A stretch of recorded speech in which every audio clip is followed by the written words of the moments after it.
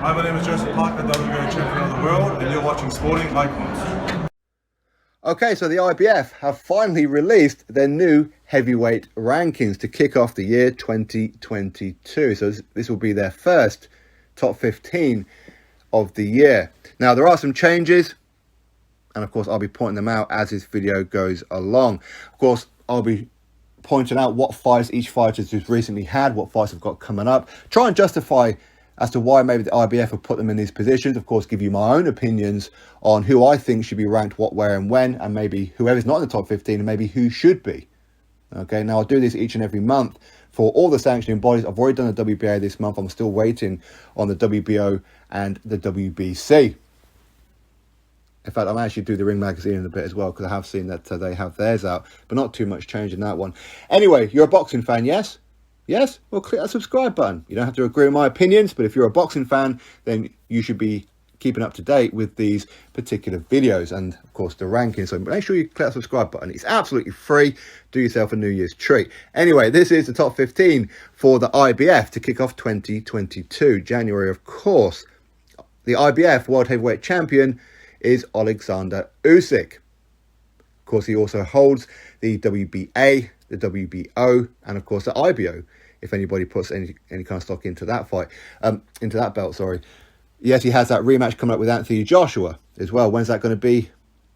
So I'm hearing, and many of you will be hearing the same thing, around about April time. But currently he is still the IBF champion. Will he still be after the rematch? Who knows? Who knows? Number one is vacant. They don't have a number one. The IBF always do this. No other sanctioning body does this. It's only the IBF. And the reason that they do it, and I totally agree with it, by the way, is that the number one should be the mandatory challenger. Mandatory, however. Okay, that should be that for that position. And finally, Filip Hrgovic has an opponent. As per the previous video, Tony Yoka has accepted the fight with Filip Hrgovic. Looking forward to that fight. It's going to be an excellent one. That's for sure. Two prospects, very, very similar in level. The winner of that fight will then occupy the number one position as the IBF mandatory. So hopefully that happens real soon. Anyway, number two, King Kong, Ruiz Ortiz. Number three, Filip Hrgovic. Number four, Anthony Joshua. Number five, Tony Yoka. Number six, Joyce. Number seven, Ajit Kabiel. Number eight, Murat Gassiev. Number 9, Andy Ruiz Jr. Number 10, Charles Martin. Number 11, Joseph Parker. Number 12, Demsey McKean. Number 13, Zhilei. Number 14, Hughie Fury. And to finish up the top 15, Martin Bakole. Now, some obvious changes compared to last month. You can see the arrows that some have moved up, some have moved down, of course. Charles Martin, of course, has been bumped right the way down to number 10.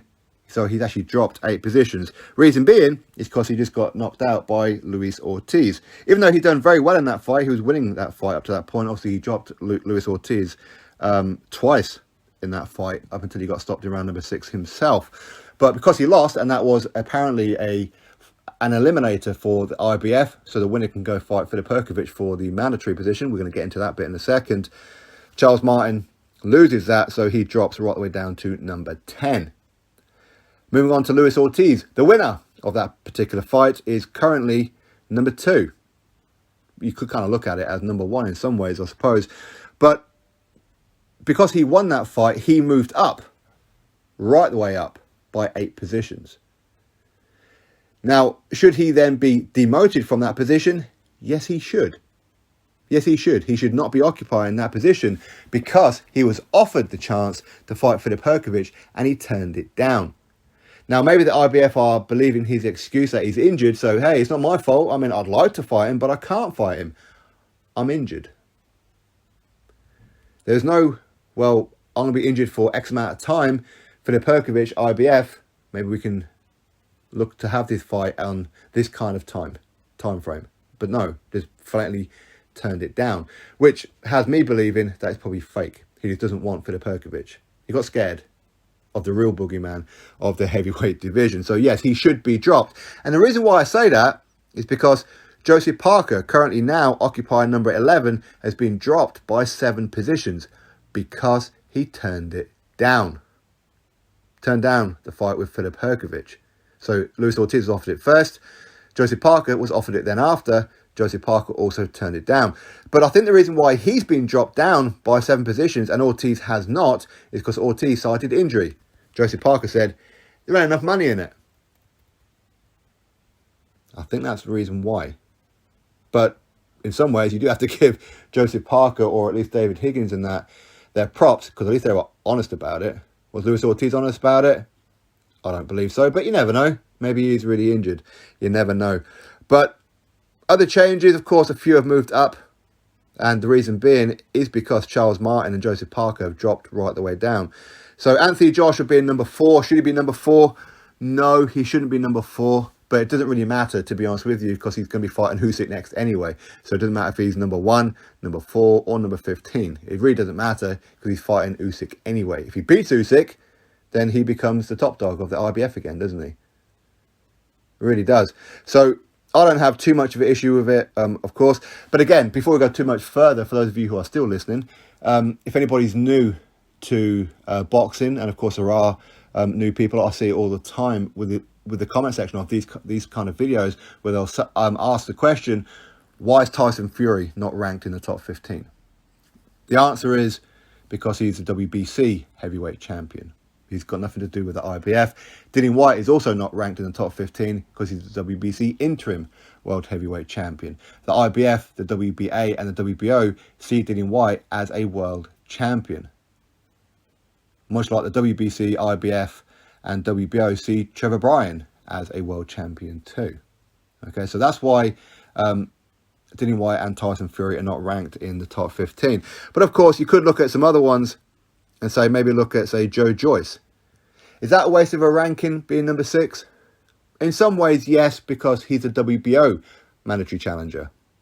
How he became mandatory challenger of the WBO, no idea. He didn't fight a final eliminator or anything.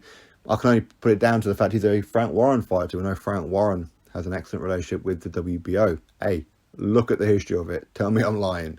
Okay, so is it a waste of a ranking? In some ways, yes, because he's never going to be fighting any kind of eliminators within the IBF. So personally, I would probably have him removed from the IBF and just let him sit in the WBO mandatory position while he's waiting for his world title shot. That's not a dig at him, by the way.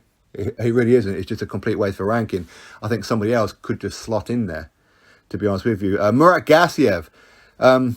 In fact, when's the last time Murat Gassiev even had a fight? Has he had one fight at heavyweight since he lost to Usyk in the World Boxing Super Series? Is it one fight, is it?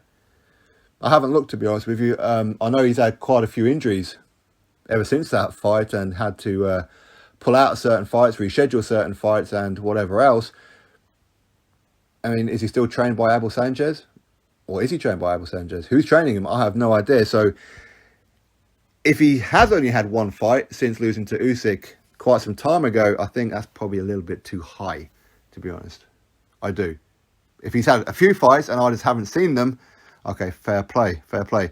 Ajit Kabiel, number 7. Well, Ajit Kabiel has a history of turning down fights, most notably against Filip Hrgovic when he was offered the chance to fight Filip Hrgovic for the mandatory challenger for the mandatory position as well.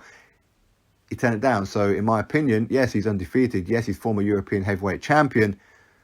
I think he's a little bit overrated, if I'm being brutally honest. But that's neither here nor there in some ways.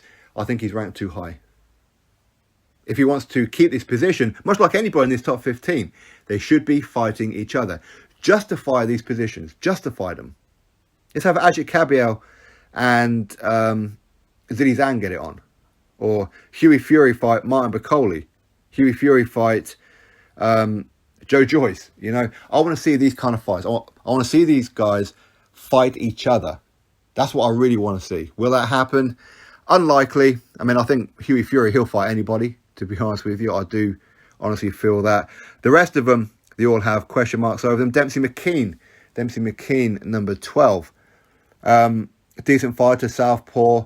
We know that he was part of Anthony Joshua's training camp for when he fought Usyk. He was part of Dillian Whyte's training camp when he was supposed to be fighting Otto Wallin before Dillian Whyte got the injury. Apparently he's really good. I've seen him fight a couple of times. One of them was against a guy who I won't mention his name, but this guy was currently undefeated at that particular time. which is probably just left it open as to who it is now. And he was supposed to go fight Stephen Robinson, my pal Stephen Robinson, on the last fight. But that guy didn't want to fight Stephen Robinson. But, hey, what can you do? But Demsey McKean does look pretty good. He has said recently that he'd like a, what do you call it, Transmanian, I don't know, I'm getting it all wrong. New Zealand versus Australia, whatever it is you call that. I do apologise. But Joseph Parker versus Demsey McKean. Demsey McKean apparently wants that fight. Does Joseph Parker want that fight? Considering he's just turned down Filip Hrgovic. Where else is Joseph Parker going to go? So why not have this fight? We know that Eddie Hearn, Matchroom, DAZN are looking to make big moves in Australia. So maybe they can have this fight in Australia. We know that they're signing up a lot of Australians, which is why Demsey McKean is one among many that Matchroom have recently signed up. Well, it'll be interesting to see if they actually get Tim Tszyu or George Kambosos Jr. at some point. It'd be very interesting. But Demsey McKean, okay, good fighter, but let's see Demsey McKean fight somebody in this top 15. Let's see him fight Cabial. Let's see him fight Joyce. Let's see him fight Zhilei Zhang. It's an in-house fight now, isn't it? Demsey McKean versus Zhilei Zhang. They're both signed to DAZN. Why not? Anyway, that's pretty much it. I can't expand on too much of this stuff.